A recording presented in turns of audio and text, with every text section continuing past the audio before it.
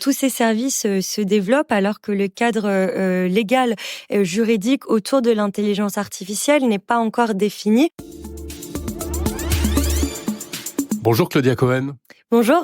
Tu es journaliste au Figaro, au service économie et tech. Tu signes un grand article, une grande enquête passionnante sur ces intelligences artificielles qui arrivent sous de nombreuses formes et qui, de plus en plus, créent la confusion parce que ce sont des personnages virtuels à part entière qu'on retrouve dans des différents secteurs de l'économie aujourd'hui. Tu peux nous en parler ? Alors oui, je signe le papier d'abord avec ma collègue Chloé Wattier, que je mentionne. Écoute, oui, en fait, l'idée du papier, c'était vraiment de décrire un monde qui est déjà là, dans lequel au quotidien, on va interagir sans le savoir parfois avec des intelligences artificielles, que ce soit dans des services de coaching personnalisé, dans des services de SAV évidemment, avec des influenceurs aussi virtuels qui n'existent pas et qui ont pourtant 1 million d'abonnés, et aussi dans un sujet un peu plus concernant, des services de faux amis virtuels ou de faux amants virtuels même, des choses qu'on a vu beaucoup se développer en Asie et qui sont déjà là en France depuis, je dirais, quelques mois. Alors quand on parle de ces créatures virtuelles, il faut comprendre qu'il y a de l'image, hein, ce sont des personnages qui sont représentés et en plus avec lesquels on peut dialoguer, parfois oralement, ils nous répondent pour certains aussi vocalement, donc ça crée un nouveau type de relation avec la machine. Ça crée un nouveau type de relation. L'interaction, on va plus loin que des simples messages écrits qui pouvaient peut-être déjà créer de la confusion, de l'attachement. Comme tu le disais, aujourd'hui, il y a une voix qui est personnalisée pour te plaire. Si tu es un homme, si tu es une femme, il y a un physique aussi qui t'est soit imposé, mais qui souvent est quand même assez flatteur, ou que tu peux toi-même personnaliser. Aujourd'hui, il y a des applications faites par des géants de la tech, comme l'application Replica, par exemple. Très connu. Très connu, qui te permet de créer, en fait, ton propre IA personnalisé avec un physique et qui répond finalement à tes besoins que peut-être tu n'arrives pas à trouver dans ton quotidien avec des personnes réelles. Ouais, il y a une espèce de dimension affective, voire psychologique, hein, dans la relation qu'on peut entretenir avec ces avatars. Il y a une dimension psychologique et dans le papier, ce qu'on explique, c'est que cette dimension psychologique, pour l'heure, n'est pas du tout prise en compte, ou du moins mesurée de façon très concrète par les entreprises qui proposent ces services. Quand tu les interroges sur ce point, on te dit, enfin, il y en a plusieurs qui m'ont dit, mais non, évidemment, il n'y a pas de sentiment qui va être développé avec une IA. Or, on n'en sait rien. On a vu des premiers cas aux États-Unis de jeunes garçons, notamment, qui t'expliquaient ne pas forcément avoir eu d'expérience avant sentimentale, pour qui peut-être l'amour ressemble à ça.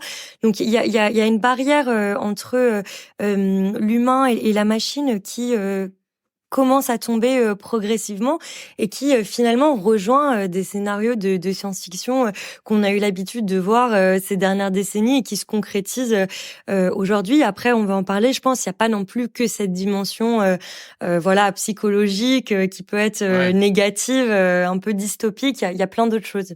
Justement, pourquoi est-ce que tu as voulu traiter ce sujet qui n'est pas tout à fait nouveau, mais et en plus qui est multiforme? Qu'est-ce que tu voulais mettre en évidence ou découvrir?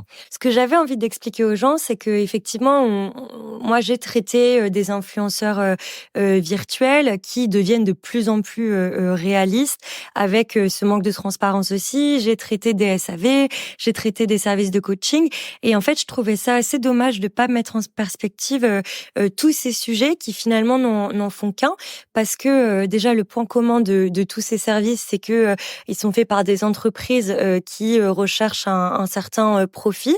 Il y a une dimension commerciale à chaque fois, parce qu'évidemment tous ces services sont payants, et plus c'est personnalisé et plus vous devez payer un peu plus. Et aussi le point commun, c'est que ce qu'on voit ces derniers mois, c'est que tous ces services se développent alors que le cadre légal juridique autour de l'intelligence artificielle n'est pas encore défini. Pour parler de façon très concrète, pour les services qu'on vient de citer, vous n'avez pas encore encore aujourd'hui l'obligation pour ces entreprises de spécifier que la personne avec qui vous parlez en SAV est une IA, pardon, que le coach est une IA. Vous n'avez pas légalement l'obligation de le faire. Certains le font. Ils vont le faire souvent à la première étape. Donc en fait, ce qu'il faudrait peut-être, c'est que ce soit assez systématique à chaque étape de la conversation, à chaque étape de l'image, de la voix. Donc voilà, je trouvais ça intéressant d'expliquer que finalement, tous ces phénomènes se rejoignent et dessinent un monde dans lequel à la fois les entreprises, mais aussi les citoyens et les utilisateurs répondent de façon favorable à ces services qu'on n'aurait peut-être pas cru il y a quelques années voir le jour. Ouais. Oui, parce que c'est séduisant, hein. Puis on peut imaginer que ça va rendre plein de services. Les services après-vente des entreprises, ça peut être plus pratique, hein, de dialoguer avec une IA qui sera disponible 24 heures sur 24, etc. Et même sur l'aspect psychologique ou affectif, même ça va très loin, puisque au Japon, on commercialise des avatars de personnes décédées, on peut faire revivre des gens de sa famille. Est-ce que dans ton enquête, tu as pu toucher du doigt les problèmes que ça peut poser, ou alors on est encore dans « Ah bah oui, mais ça fait peur parce que c'est nouveau ». Il y a cet aspect, ça fait peur parce que c'est nouveau, et nous on l'a vu dans la réception de l'article, nos lecteurs les plus âgés, disons, étaient complètement hallucinés de ce qui se passait. Il y avait des commentaires assez marrants en disant de toute façon moi je serai plus là pour voir tout ça. Donc t'as ce côté évidemment nouveauté qui fait peur, mais t'as aussi ce côté un peu imprévisible et un peu Far West quand même. On ne sait pas jusqu'où ça peut aller. On ne sait pas jusqu'où ça peut aller, on ne sait pas comment c'est encadré, et on ne sait pas quelle est l'éthique là-dedans des entreprises. On a vu arriver aux États-Unis, tu en parlais aussi au Japon et dans d'autres pays, pas en France à ma connaissance, quelques témoignages vraiment de personnes ayant utilisé ces services qui avaient ressenti des troubles émotionnels là-dessus, qui étaient capables de témoigner. Après, il y en a pas beaucoup aujourd'hui, mais il y en aura de plus en plus. Et je pense aussi, nous, notre rôle de journaliste, c'est finalement d'essayer de vulgariser, de démocratiser un peu ces sujets pour que les gens prennent conscience aussi que c'est dans notre quotidien aujourd'hui, et que peut-être aussi mettre une certaine un coup de projecteur là-dessus pour que il y ait une réflexion je pense plus globale. On verra, mais comme tu dis, il y a aussi énormément de choses très positives finalement pour l'utilisateur et puis même pour les employés qui sont dans des centres d'appel téléphoniques. Il y a des tâches très répétitives. Ce qui compte, c'est que on puisse avoir les informations au bon moment. Peut-être que ces personnes soient remis sur des jobs avec une plus grande valeur ajoutée. Donc il y a des choses très très positives qui se dégageront de tout ça.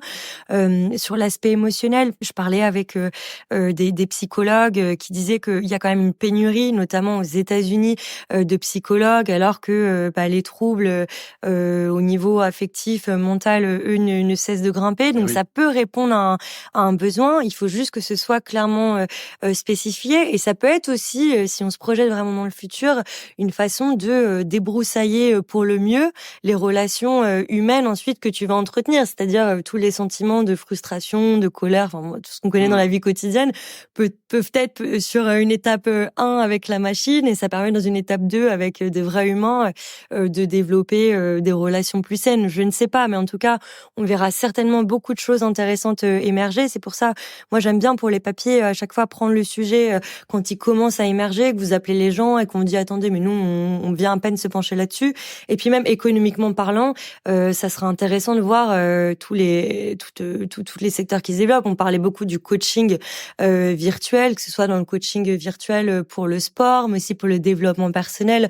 Il y a énormément de choses qui sont possibles, et là il y a énormément de demandes aussi là-dessus. Donc on verra quelle économie ça créera. Ouais, parmi les différents services que tu as vus, que tu as approchés, les entreprises que tu as pu interroger, qu'est-ce qui t'a le plus étonné ? Ce qui m'a le plus étonné, déjà c'est la rapidité, mais on va dire dans un service spécifique, si je devais en retenir qu'un, ce serait tout ce qui est clone virtuel d'influenceurs. Où là c'est un mélange de vrai et de faux. Où en fait très concrètement, tu vas avoir, et ça existe déjà aux États-Unis depuis le mois de novembre, je crois, où t'as une première influenceuse qui s'est lancée. En fait, donc t'es un influenceur, sauf que t'as pas le temps de répondre à tes commentaires, t'as pas le temps de faire tes placements de produits. Parfois, t'as pas le temps de faire des photos de charme parce que t'as aussi beaucoup de ce business qui se développe.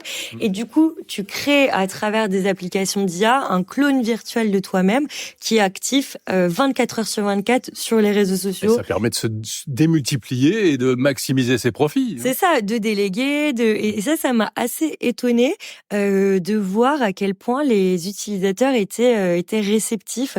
J'ai plus son nom là, je suis désolée, mais si vous tapez sur internet, vous verrez l'influenceuse américaine qui s'est lancée. Oui, on en a parlé récemment. C'est vrai que ça fait beaucoup de bruit et c'est assez étonnant. En plus, elle est très belle, l'image est magnifique. Oui. C'est ça. Elle est très belle. Elle démultiplie ses services. Et t'as une demande énorme. Je crois qu'elle a lancé son truc en un mois. Elle avait plus de 35 000 abonnés, mais payants du coup, parce que c'est des services qui sont payants à chaque fois. Je crois que c'était $7 pour converser avec elle chaque semaine. Donc c'est ça qui m'a le plus interpellée en fait. C'est finalement l'entre-deux où te dire comment toi-même tu peux te démultiplier. Et je pense que même nous dans nos métiers, dans d'autres secteurs que l'influence, ça sera très intéressant à voir comment tu vas aller assister à des réunions, comment tu vas essayer d'être un peu à droite à gauche. Donc je dirais dans toute l'enquête, c'est ça qui m'a le plus interpellée. Voilà, un nouveau visage de l'IA et sans doute plein de nouveaux problèmes. À lire donc dans Le Figaro. Merci beaucoup Claudia Cohen. Merci beaucoup Jérôme.